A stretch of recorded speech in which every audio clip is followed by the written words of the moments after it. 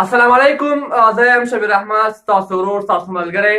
هیله ده چې روغ او جوړ به وئ او د صحت کلي به په تن وي. لکه څنګه چې زموږ په درس کې لږ څه ځنډ رامنځته شو، یو لږ څه مشکل و. د حل څخه وروسته زه بیا ستاسو په حضور کې حاضر شوی یم او تاسو ته به خپل درسونه مخته وړم. زموږ چینل تعقیب کړئ، ویډیوګانې وګورئ. که چینل مو سبسکرایب کړی نه وي چینل هم سبسکرایب کړئ، ویډیوګانې د ملګرو سره شیر او لایک کړئ. که تاسو درسونو کې کومه ستونزه وي د چینل په ډسکرپشن کې تاسو ته هر وخت زما د فیسبوک پاڼې لینک پرېږدم، په تاسو کولی شئ په هغې باندې ما سره اړیکه ونیسئ. راځو خپل درس راغلي یو د 11 ټولګي فزیک ته. د 11 ټولګي فزیک باندې څو موضوعګانو باندې خبرې کوو. لومړی راځو متلاقي یا غیر موازي قوې. متلاقي یا غیر موازي قوې سره موازي نه وي. که چیرې پر یوه جسم باندې دوه یا څو قوې داسې اغیزه وکړي چې د اغیزې خطونه یې سره موازي نه وي او په یوه نقطه کې یو او بل قطع کړي، د متلاقي قوو په نامه یادېږي.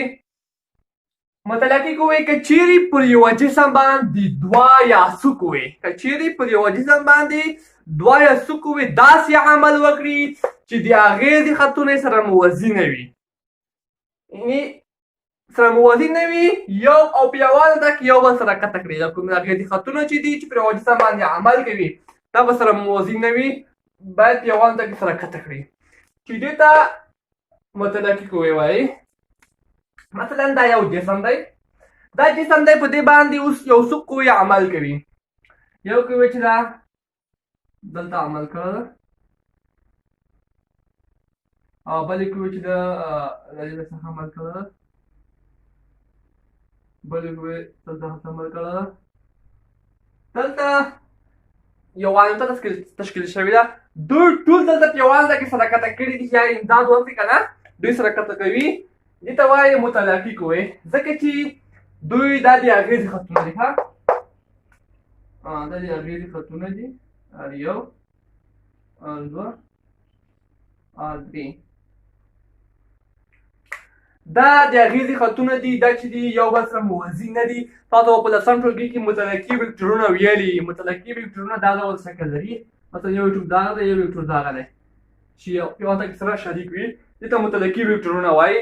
نو دلته هغه موضوع ده متلاقي قوې دي. دلته متلاقي قوې دا کار کوي چې ترمنځ کومه ترمنځ چې وي په یوه نقطه کې سره قطع کړي وي د درې قوو او سره موازي نه وي، دې ته متلاقي قوې ویل کېږي.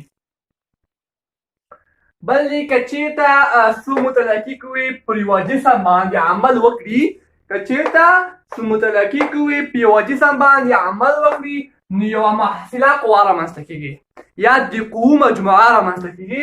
لکه دلته په دې جسم باندې دا جسم ده، دا جسم ده، په جسم باندې درې قوو عمل کړی ده. د درې قوو مجموعه چې د محصلې قوې په نامه یادېږي. یوه قوه دغه ده، یوه قوه دغه ده، یوه قوه دغه ده. درې قوې دي.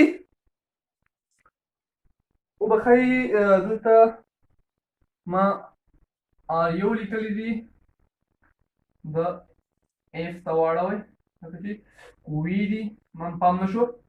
وبښئ ډېر، اف یو، اف دوه، اف درې، دا قوې دي. دلته اوس په یوه جسم باندې که چېرته یو څو قوې عمل وکړي نو د قوو مجموعه چې ده دې ته محصله قوه وایي، نو د یوه محصله قوه رامنځته کوي. یعنې که چیرې څو متلاقي قوې پر یوه جسم باندې عمل وکړي نو یوه محصله قوه رامنځته کوي. دې اوس یوه محصله قوه رامنځته کړې ده.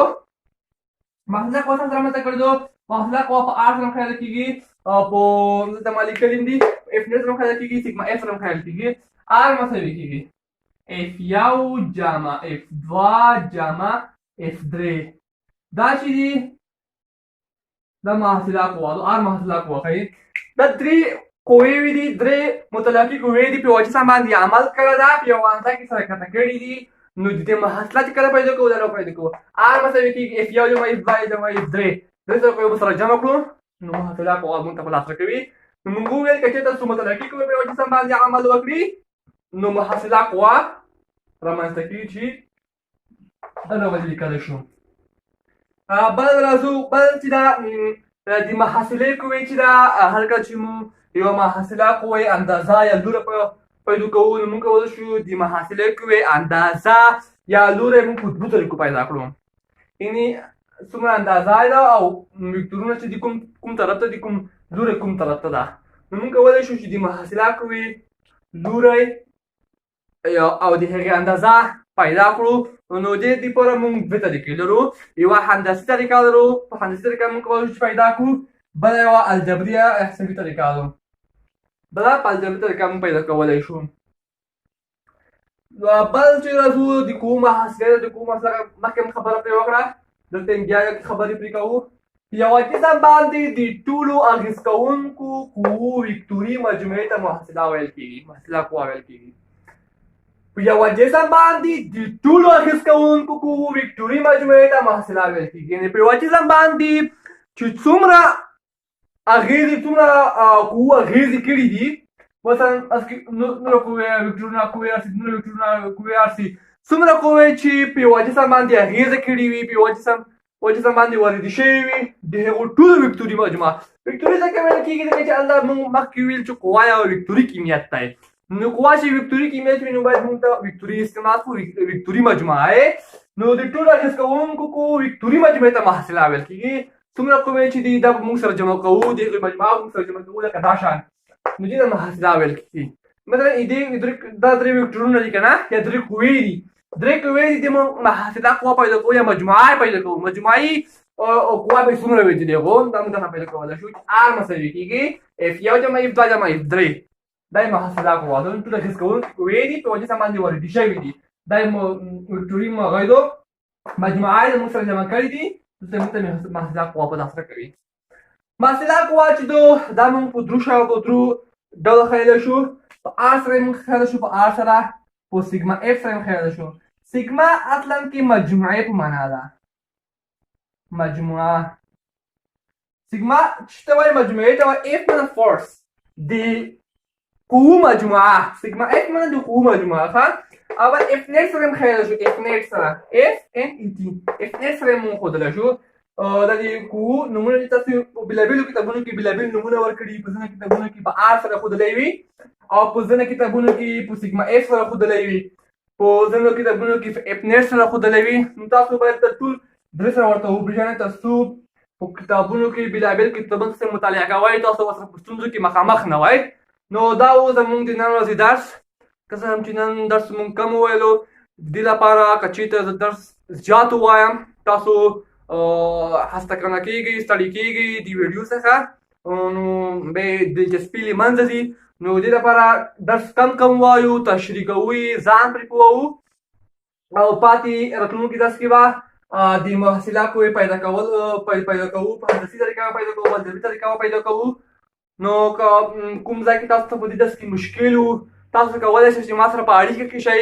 انشاءالله زه به تاسو ته په ویډیو باندې خپل نمبر هم اچوم او په ډسکرپشن د ویډیو په ډسکرپشن کې زما د فیسبوک پاڼې لینک دی، هغه کلیک کړئ. څه مشکل وي زما پاڼه خوښه کړئ، څه مشکل وي ما ته میسیج وکړئ، زه درته حلوم.